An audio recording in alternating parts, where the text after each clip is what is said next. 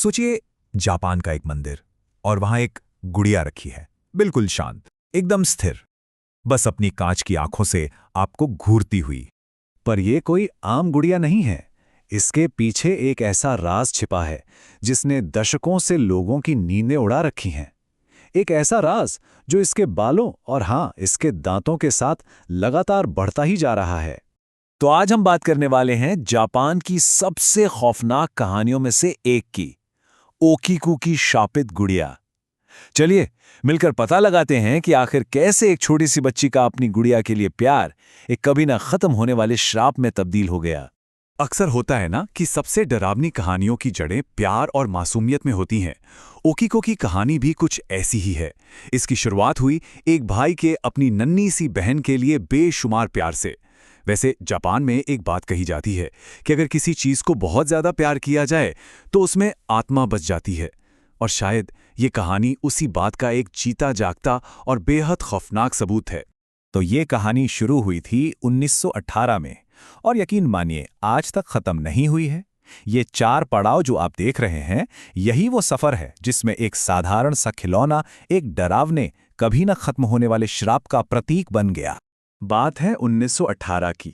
एक 17 साल का लड़का था, एकी सुजुकी। उसने अपनी 3 साल की छोटी बहन किकुको के लिए एक गुड़िया खरीदी।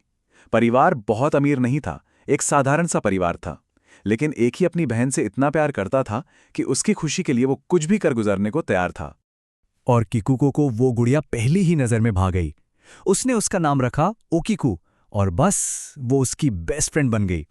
किकुको उसके साथ ही खाती, उसी के साथ सोती, मतलब एक पल के लिए भी उसे खुद से अलग नहीं करती थी। वो गुड़िया अब सिर्फ एक खिलौना नहीं थी, वो तो किकुको की परछाई बन चुकी थी। पर यह खुशी ज्यादा दिन नहीं चली। ठीक 1 साल बाद किकुको बहुत बीमार पड़ गई और नहीं बच पाई। अपनी आखिरी सांस तक उसने अपनी प्यारी ओकीकू गुड़िया को अपने सीने से लगा रखा था। परिवार वालों ने सोचा था कि गुड़िया को भी किकुको के साथ ही दफना देंगे, लेकिन उस दुख और भाग दौड़ में वो ये करना भूल गए। किकुको के जाने के बाद सुजुकी परिवार का दुख बहुत जल्द एक अजीब से भयानक डर में बदलने वाला था। बस यहीं से कहानी में वो मोड़ आता है जहां मातम की जगह खौफ ने ले ली थी। शुरू में तो सब ठीक था, पर फिर घर में अजीब अजीब चीजें होने लगीं।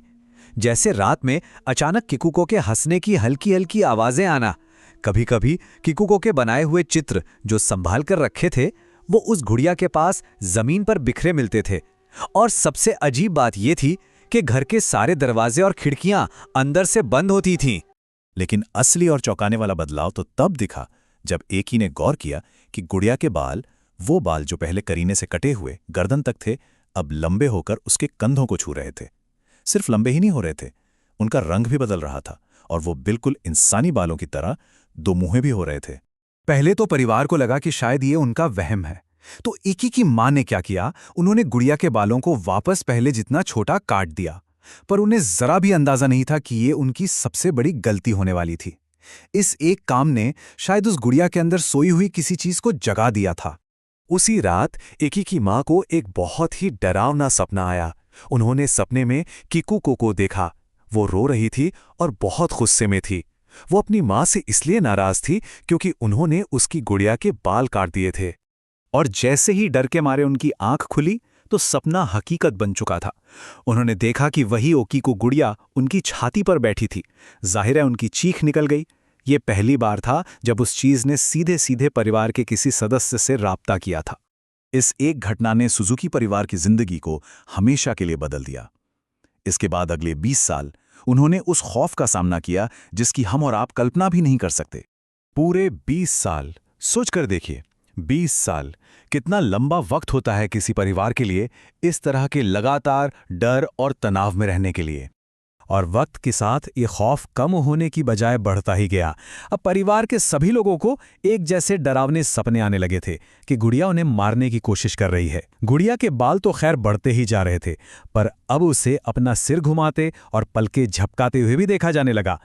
और तो और घर में अक्सर एक छोटी सी लड़की की परछाई भी नजर आने लगी थी। अब बस बहुत हो चुका था। इन सबसे तंग आकर एकी के पिता ने एक आखिरी कोशिश करने का फैसला किया। वो गुड़िया को घर से दूर एक खेत में ले गए और उसे जमीन में गाड़ दिया। उन्हें लगा कि चलो अब जाकर इस मुसीबत से हमेशा के लिए छुटकारा मिला। लेकिन उनकी ये उम्मीद उसी रात टूट गई। आधी रात को अचानक उनके घर के दरवाजे पर जोर जोर से कोई पीटने लगा, और उस आवाज के साथ साथ किकुको की दर्द में चीखने की आवाजें आ रही थी। ऐसा लग रहा था जैसे वो बाहर दर्द से तड़प रही हो। जब एकी के पिता ने हिम्मत जुटाकर दरवाजा खोला तो सामने का नजारा देखकर उनके होश उड़ गए। दरवाजे पर ओकीक्यू गुड़िया खड़ी थी, और इससे पहले कि कोई कुछ समझ पाता उसके बाल अचानक तेजी से बढ़ने लगे और एक सांप की तरह उनके पिता की गर्दन से लिपट गए, उनका गला घोटने लगे। अपने पिता को इस तरह मरता देख एकी घबराहट में जोर से चिल्लाया, किकुको! और ये एक चमत्कार ही था। जैसे ही किकुको का नाम लिया गया, गुड़िया के बाल ढीले पड़ गए, वो बेजान होकर जमीन पर गिर पड़ी और उसके पिता की जान बच गई। इस वाक़े के बाद परिवार को एक बात तो साफ हो गई कि वो इस गुड़िया से छुटकारा नहीं पा सकते। 20 साल के इस भयानक सफर के बाद उन्होंने एक आखिरी फैसला लिया, एक ऐसा फैसला जो इस कहानी को सीधे आज के दिन से जोड़ता है। आखिरकार हार मानकर सुजुकी परिवार ने ओकीकू गुड़िया को पास के मानेंजी बौद्ध मंदिर के हवाले कर दिया। वहां के भिक्षुओं ने उसे पवित्र करने की, शुद्ध करने की बहुत कोशिशें की, पर सब बेकार गया। आज भी, मतलब करीब 100 साल बाद भी, वो गुड़िया उसी मंदिर में है। लोग उसे जाकर देख तो सकते हैं, लेकिन उसकी तस्वीर खींचना सख्त मना है। और हां, मंदिर के भिक्षु आज भी वक्त वक्त पर उसके बढ़ते हुए बालों को काटते हैं। पर रुकिए, कहानी अभी खत्म नहीं हुई है। हाल ही में एक और भी ज्यादा डरावनी चीज देखने को मिली है। लोगों ने नोटिस किया है कि गुड़िया का मुंह, जो हमेशा कसकर बंद रहता था, अब धीरे धीरे खुल रहा है, और उसके अंदर छोटे छोटे इंसानी दांतों जैसी कोई चीज उगती हुई दिख रही है। तो सवाल वही है, क्या ये सच में किकुको की मासूम रूह है जो अपनी प्यारी गुड़िया को छोड़ नहीं पा रही, या फिर उस खिलौने पर किसी और बुरी ताकत का कब्जा है जिसने एक बच्ची के प्यार का फायदा उठाकर एक पूरे परिवार को दशकों तक डराया? ये कहानी हमें ये सोचने पर मजबूर करती है कि कभी-कभी हमारा लगाव चीज़ों से इतना गहरा हो जाता है कि उसकी कीमत चुकाना नामुमकिन सा लगता है।